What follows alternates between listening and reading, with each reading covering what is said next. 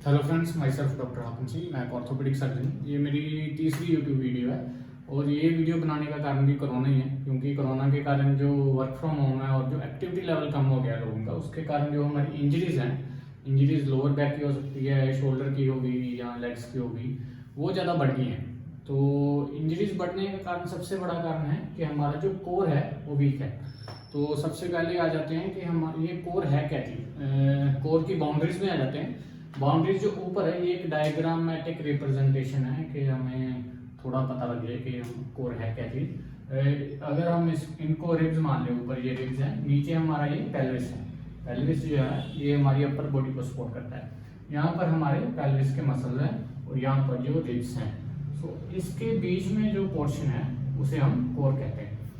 और आगे जो बाउंड्री कोर की आ जाती है वो है हमारे एब्डोमिनल मसल्स। साइड पे आ जाते हैं बैक के मसल्स और पीछे भी आ जाते हैं बैक के मसल। तो अभी आगे जाने से पहले हमें ये जानना जरूरी है कि कंसेंट्रिक कंट्रैक्शन क्या होती है और इसेंट्रिक कंट्रैक्शन क्या होती है। ये अभी आपको मैं डेमोन्स्ट्रेट करके बताता हूँ।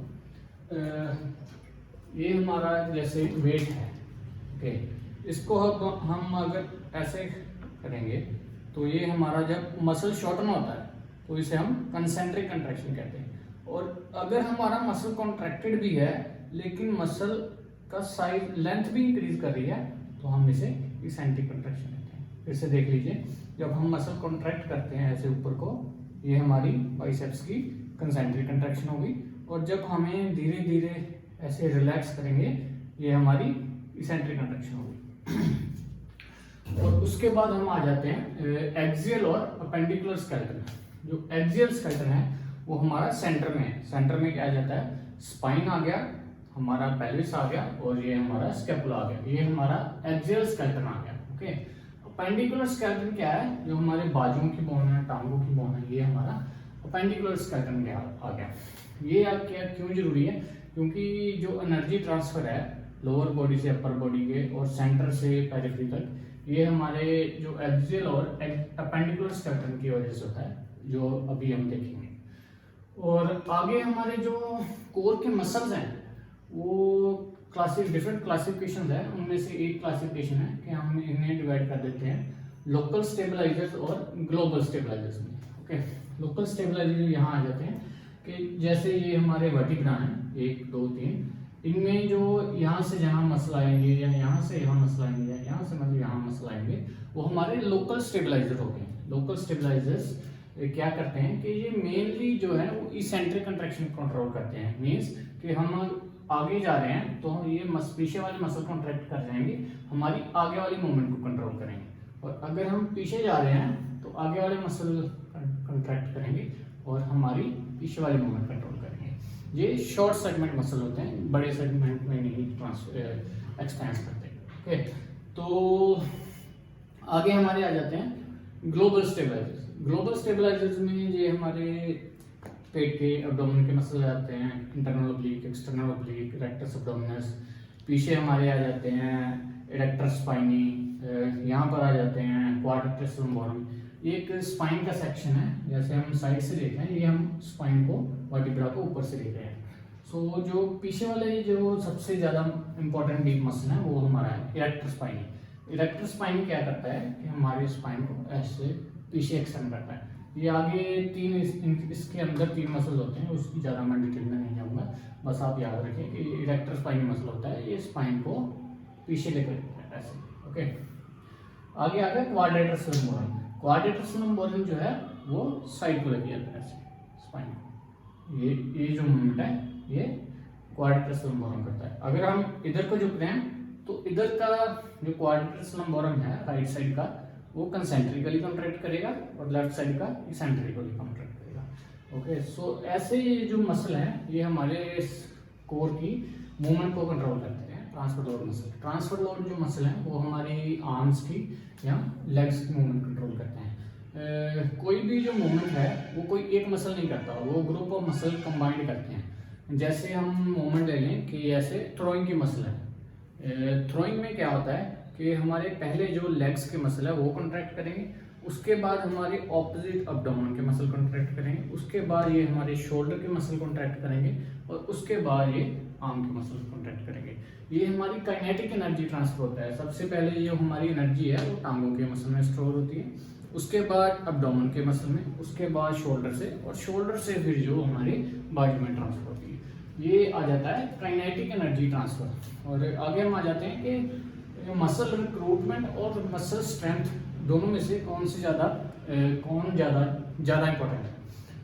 जो मसल रिक्रूटमेंट है वो ज़्यादा इंपॉर्टेंट है स्ट्रेंथ से। मसल रिक्रूटमेंट में आ जाता है टाइमिंग या एंड्योरेंस। टाइमिंग है कि जब हम कोई भी मसल कब कॉन्ट्रैक्ट कर रहा है, पहले या बाद में। अगर हम मान लें कि हम बॉल थ्रो करें ऐसे, जब हम बॉल थ्रो करेंगे तो सबसे पहले जो हमारे हिप के मसल हैं, लेग के मसल, वो कॉन्ट्रैक्ट करेंगे, उसके बाद अब्डोमेन के मसल कॉन्ट्रैक्ट करेंगे। अगर ये उल्टा हो जाए, पहले अब्डोमेन के मसल कॉन्ट्रैक्ट कर जाएंगे और बाद में लेग के, तो ये हमारा जो एनर्जी ट्रांसफर है ये एफिशिएंट नहीं होगा और हमें हमारे जो इंजरीज के चांसेस है वो बढ़ जाएंगे। दूसरा आ जाता है एंड्योरेंस। एंड्योरेंस है कोई भी काम हम लगातार कितनी बार कर सकते हैं, तो एंड्योरेंस है वो बहुत ज़्यादा जरूरी है इंजरी की प्रिवेंशन के लिए, खासकर एथलीट्स में। और जो हमारा स्पाइन है ये बहुत ही वीक स्ट्रक्चर है अगर हमारे कोर के मसल्स ना हो। एक स्टडी में पाया गया है कि अगर स्पाइन बिना मसल्स के हो तो हम अगर 20 पाउंड भी लोड उसमें डालेंगे तो स्पाइन बकल कर जाएगा।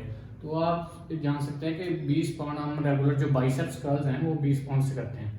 तो इतना जो हमारा स्पाइन वीक है अगर कोर के मसल ना हो तो आगे हमारा आ जाता है कि जो हमारी वीकनेस है कोर की, इसको हमें कैसे पता चले कि हमारा जो कोर है वो वीक है।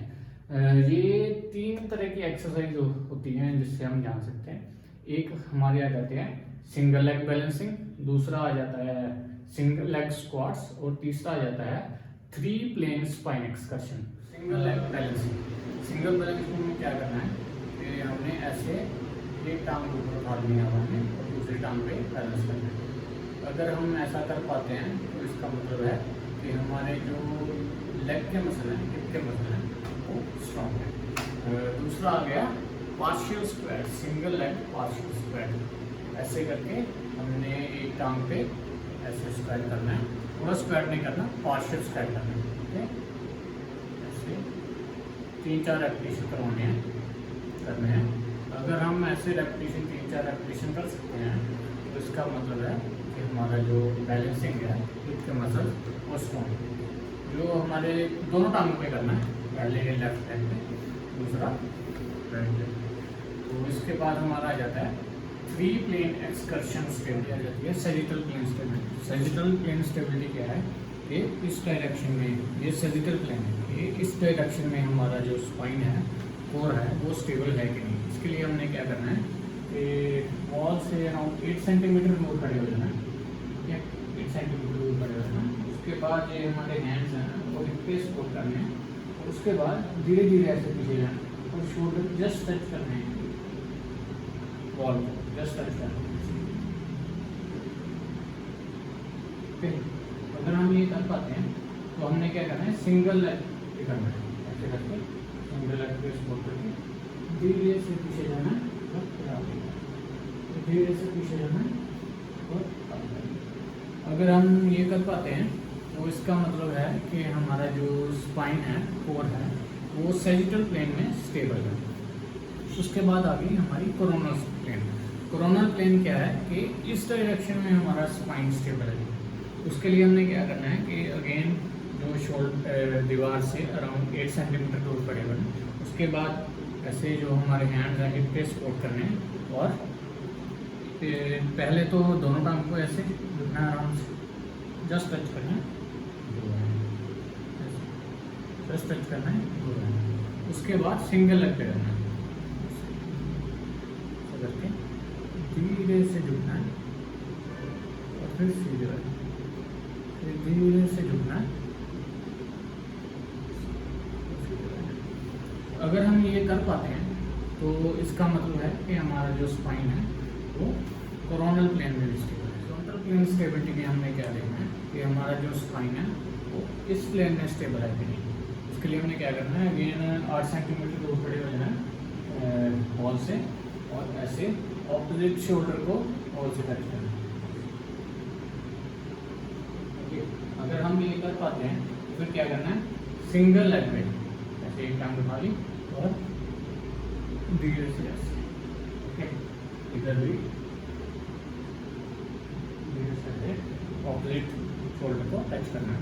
अगर हम ये कर पाते हैं तो इसका मतलब है हमारा जो स्पाइन है वो हॉरिजॉन्टल प्लेन में भी स्टेबल है, मीन्स तीनों प्लेन में स्टेबल है।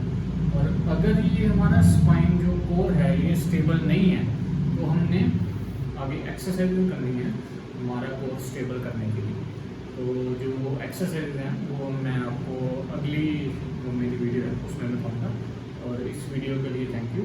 और अगर आपको मेरा ये वीडियो पसंद आया होगा तो लाइक कीजिएगा, सब्सक्राइब कीजिए और मिलते हैं नेक्स्ट वीडियो।